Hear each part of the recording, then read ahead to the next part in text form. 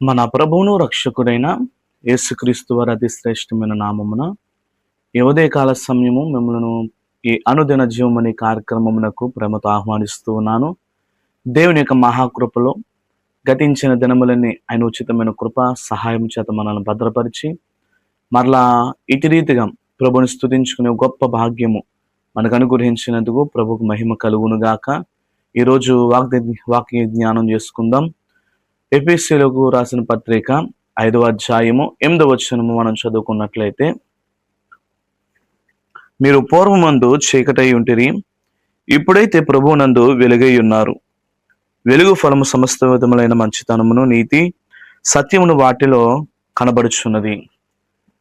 దేవుని మహాకృపలో దేవుని చేత పిలువబడిన ప్రతి ఒక్క విశ్వాసి వారి యొక్క జీవితాలు చీకటిలో నుండి వెలుగులోనికి మార్చబడినాయి. చీకటి ఏంటి, వెలుగు ఏంటి అని మనం ఆలోచన చేస్తే మన జీవితాలలో 2 భాగాలను మనం చూడగలుగుతాం. ఒకటి, ప్రభువును అంగీకరించినంత వరకు ఈ లోకంలో మనం బ్రతికిన బ్రతికంతా చీకటే. ఎప్పుడైతే ప్రభువులోనికి వచ్చామో ప్రభు వాక్యం అంటుంది, నేను వెలుగై ఉన్న ప్రకారము ఆయన వెలుగుగా ఉండి సమస్త చీకటి నుండి, సమస్త దుర్నీతి నుండి, సమస్తమైన చీకటి కల్మషముల నుండి ప్రతి వారిని విడిపించి వారిని వెలుగుగా మార్చిన దేవుడని మనం గైకొనగలుగుతాం. మనం దేవుని యొద్దకు వచ్చినప్పుడు మన జీవితాలు చీకటి నుండి వెలుగుగా మార్చబడినప్పుడు ఆయన వెలుగు చేత మనము బలపరచబడి, ఆయన వెలుగు చేత మనము స్థిరపరచబడిన దినాన్ని మనం అనుభవించగలుగుతాం మన జీవితాలలో. ఏంటి అని మనం చూసుకున్నట్లయితే, మన గత స్థితి పూర్వముందు చీకటి, మన జీవితాలలో అంధకారము, అనేకమైన అజ్ఞానము, నిర్లక్ష్యము, ఇవన్నీ మన చీకటి బ్రతుకుకు కారణమవుతుంది. కానీ నా ప్రియ సహోదరి సహోదరులారా, ఈ దినాన్ని నువ్వు ప్రభువును అంగీకరించు. ఒకసారి నీకు నువ్వు ఆలోచన చేసుకో. నీవు నీ జీవితమును ఒకసారి టాలీ చేసుకుని నీ పాత స్థితిని, అలాగే ఇప్పుడు నడుస్తున్న ప్రభు యొక్క మార్గంలో నడుస్తున్న నీ జీవితాన్ని ఒకసారి కంపారిజన్ చేసుకున్నట్లయితే గనక మన జీవితాలు పూర్వము ఎలా ఉన్నాయి, ఇప్పుడు ఎలా ఉన్నాయని మనకు తేటగా అర్థమవుతుంది. భక్తుడు అంటూ ఉన్నాడు, నేను క్రీస్తు యందు నూతన సృష్టి.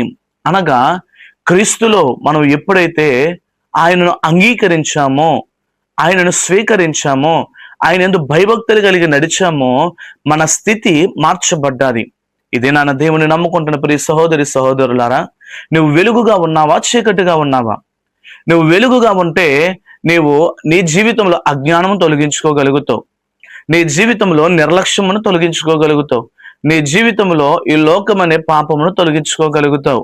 దేవుని వాక్యం అంటుంది కదా, నేను వెలుగై ఉన్న ప్రకారం మీరును అనేకులకు వెలుగయ్యునుడి. వెలుగు నీతి కార్యములను జరిగిస్తుంది, వెలుగు సత్య కార్యములను జరిగిస్తుంది. సత్యవంతుడైన దేవునిని, సత్యవంతుడైన ప్రభువుని, నీతిమంతుడైన ప్రభువుని అనుసరించడమే కాదు కానీ యేసు ప్రభు యొక్క చిత్తమును మనము గైకుని బ్రతికే ఒక నిరీక్షణ కలిగి మనం జీవించగలుగుతాము. మరణం తర్వాత గమ్యం తెలియని భయంకరమైన స్థితిలో మనం జీవిస్తున్నప్పుడు దేవునిని అంగీకరించిన తర్వాత నీకు ఒక జీవితాన్ని ఆయన ప్రసాదించాడు. ఈ లోకములో తాత్కాలికమని, ఈ లోక జీవితము తాత్కాలికమని, ఈ 80 సంవత్సరములు, ఈ 70 సంవత్సరములు మనం జీవించే ఈ సంవత్సరములన్నీ కూడా కేవలము మనం యాత్రికులము, పరదేశులమని తేటగా మనకు తెలియపరచబడ్డాది. మనము దేవుని అంగీకరించిన దినము మొదలుకొని నీతి రాజ్యమైన సియోను కొరకు మనం ఎదురు చూస్తూ ఉన్నాం. అబ్రహాం అంటూ ఉన్నాడు కదా, నేను పునాదులు కలిగిన పట్టణమును కొరకు ఎదురు చూస్తూ ఉన్నాను. ఈ లోకము ఒక దినాన్ని గతించిపోతుంది, ఈ లోకము మార్పు చెందుతుంది. కానీ మార్పు చెందనిది, యుగ యుగములు తరతరములు నిలిచేది ఏదైనా ఉన్నదనంటే అది ప్రభు యొక్క రాజ్యమని గైకొన్న ప్రతి ఒక్క విశ్వాసి భక్తి జీవితాలలో వారు దేవుని యొక్క కృపను వారు పొందుకున్నారు. మరి దినాన్న మన జీవితాన్ని ఏ రీతిగా మనం మార్చుకోగలుగుతున్నాం, మన జీవితాన్ని ఏ రీతిగా మనము దేవునికి సమర్పించుకోగలుగుతున్నాము, ఏ రీతిగా మన జీవితాలను ఆయనకు అప్పగించుకోగలుగుతున్నామో ఒకసారి ఆలోచించవలసిందిగా ప్రభు పేరట మనము చేస్తున్నాను. నువ్వు ఇంకా చీకటిలో ఉంటే చీకటి కార్యములన్నీ కూడా నీ జీవితంలో పనిచేస్తూ ఉంటాయి. చీకటి దేవునికి విరోధంగా కనిపిస్తుంది. చీకటి దేవునికి భిన్నంగా కనిపిస్తుంది. చీకటి ప్రభువుకి ఎంత మాత్రం కూడా ఇష్టము కానిదని మర్చిపోవద్దు. నీవు చీకటిగా ఉండడానికి ప్రభు నిన్ను పిలుచుకోలేదు, కానీ చీకటి నుండి నేను ఒక వెలుగుగా మార్చి ఆ వెలుగులో అనేకమైన చీకటి బ్రతుకులను నీ ద్వారా మార్చడానికి ప్రభు సిద్ధపడి ఉన్నారు. మరి ఇదేనా అన్నా, నువ్వు చీకటిగా ఉన్నావా, వెలుగుగా ఉన్నావా? వెలుగుగా నువ్వు ఉన్నట్లయితే నువ్వు మంచము కింద కొంచెము కింద నువ్వు ఉంచబడడానికి అవకాశం లేదు. ఏంటి అని మనం ఆలోచన చేసుకున్నట్లయితే, వెలుగుగా ఉన్న నీవు రహస్యంగా ఉండకూడదు. వెలుగుగా ఉన్న నీ ఒక సొంత ఆలోచనలను నెరవేర్చుకోకూడదు. వెలుగుగా ఉన్న నీవు అనేక చీకటి జీవితాలలో జీవిస్తున్నాం.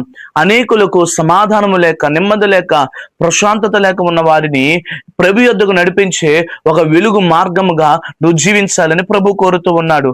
ఆయన మనందరి చీకటిలను తొలగించడానికి, మనందరి చీకటి బ్రతుకులను తొలగించడానికి ఆ కలువరి సిలువలో ఆ ఒక గొప్ప కార్యమును మన జీవితాలలో చేయడానికి ఆయన ముందుకు వచ్చాడు. కాబట్టి మన ఒక చీకటి బ్రతుకు, మన యొక్క పాపపు బ్రతుకు మార్చబడ్డాది.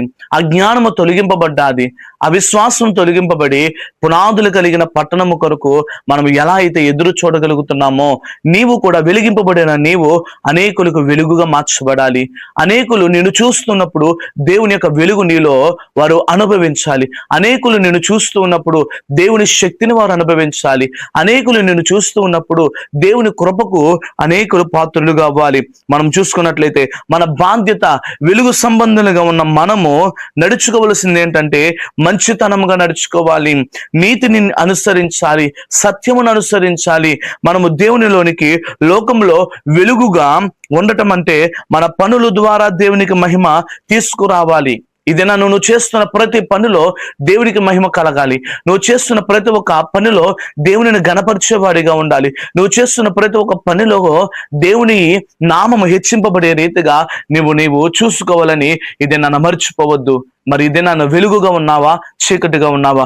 వెలుగుగా ఉన్న నీవు అనేక మందిని వెలిగించడానికి నీ వంతు నువ్వు ప్రయాసపడతావు, నీ వంతు నువ్వు కష్టపడతావు, నీ వంతు నువ్వు దేవుని కొరకు ప్రయాసపడే వ్యక్తిగా నువ్వు కనిపించబడతావు. మరి ఇదేనా, నీ నుండి చీకటి జీవితాన్ని తొలగించి వెలుగుగా నువ్వు మార్చబడాలని ప్రభు ఆశిస్తూ ఉన్నాడు. అటువంటి కృప మనందరికి దయచేయును గాక.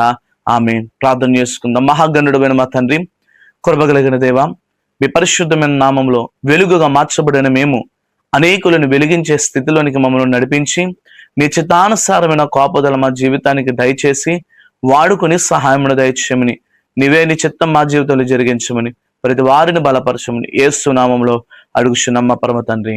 ఆమేన్. దేవునికి మహిమ కలుగును గాక. ఈ దినమంతా దేవుని యొక్క కృపా కాపుదల మనందరికీ తోడేంటి నడిపించును గాక. ఆమేన్. ఆమేన్.